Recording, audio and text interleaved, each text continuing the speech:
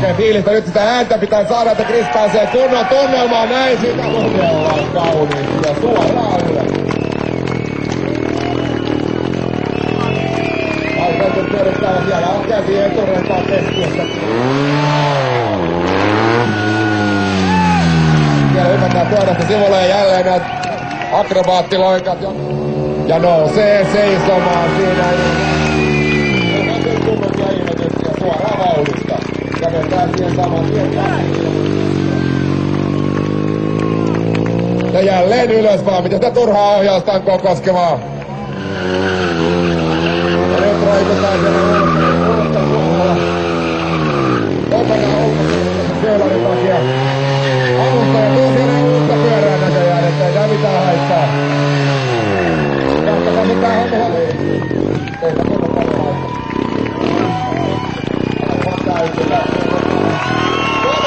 Kylmää tää tuolla suoran päässä, mutta Ennotti ties hoitaa hommaa. Nyt tullaan tuomarista luo siinä Endo. Pysäytetään.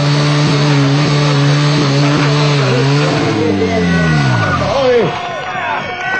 Nyt järjettömät huodot, tämä oli aivan uskomaton esitys.